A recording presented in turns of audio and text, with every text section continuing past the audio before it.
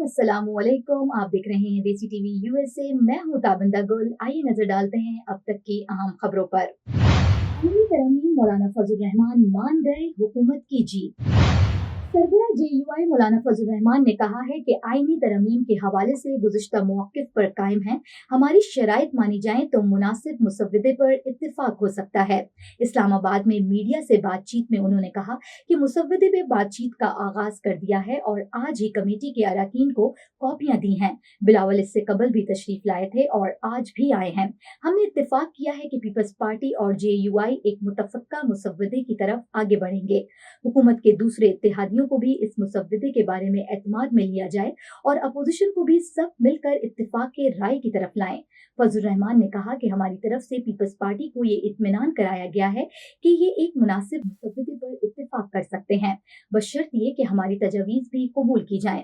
इब्तिदा में हुकूमत ने जो मुसव्वदा दिया था वो आईनी और कानूनी एतबार से नाकाबिले कबूल था। हम आज अपने मौक़िफ़ पर कायम हैं और कोशिश है कि जो काबिल एतराज़ मवाद है इसे मुकम्मल साफ कर दिया जाए और जिस पर इत्तिफाक राय हो सके इससे आइन व अदलिया में इस्लाहात ला सकें।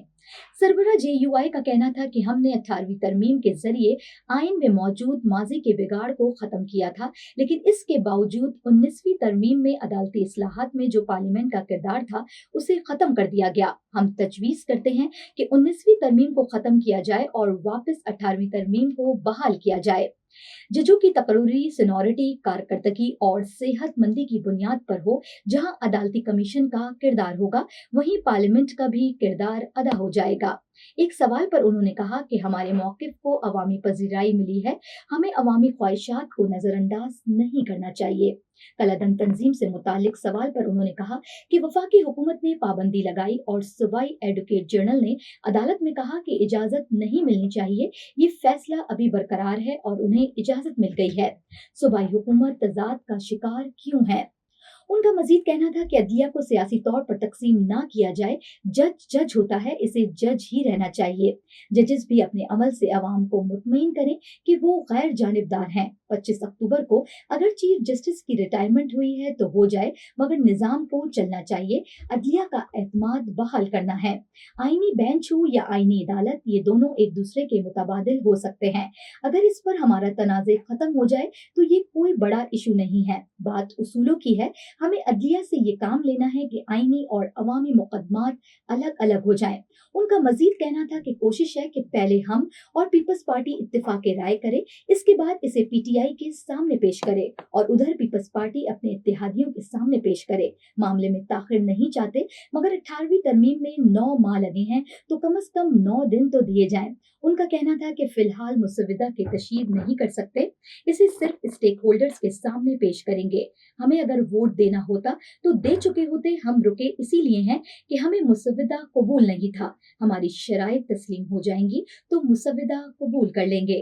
कबल अज़ी मुसव्वदा कमेटी के इजलास के बाद मीडिया से गुफ्तगू में उनका कहना था कि हुकूमत ने पहली बार अपना ड्राफ्ट शेयर किया है। कुछ नहीं कह सकते कि इत्तिफाक राय कब तक होगा।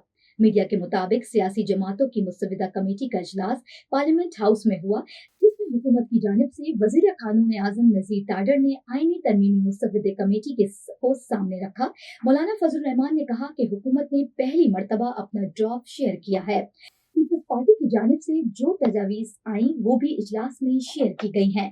जो तजावीज जेयूआई की थी वो भी यहाँ जेर बहस है। मौलाना फजल रहमान का मजीद कहना था कि कोशिश है कि इत्तिफाक राय पैदा किया जाए। अभी कुछ नहीं कह सकते कि कब तक इत्तिफाक राय हो जाएगा। अभी इस मामले पर मजीद मुशावरत होगी। उन्होंने कहा कि एक बार फिर पश्तून जिरगा पर होने वाले तशद्दुद और फायरिंग की मजम्मत करता हूँ। किसी भी गैर मुसल्लह तंजीम को कलअदम करने के हक में नहीं हूँ। पश्तून बरादरी की हैसियत से जेयूआई जिरगा में शिरकत करेगी। मौलाना फजल रहमान ने कहा कि दक्की में मजदूरों के कत्ले आम पर इजहार अफसोस करता हूँ। जेयूआई सूबाई और कौमी हुकूक की अलमबरदार रही है, तासुबात और कत्ल गारतगरी के मुखालिफ है, चाहे वो मजहब के नाम पर हो या इस्लाम के नाम पर।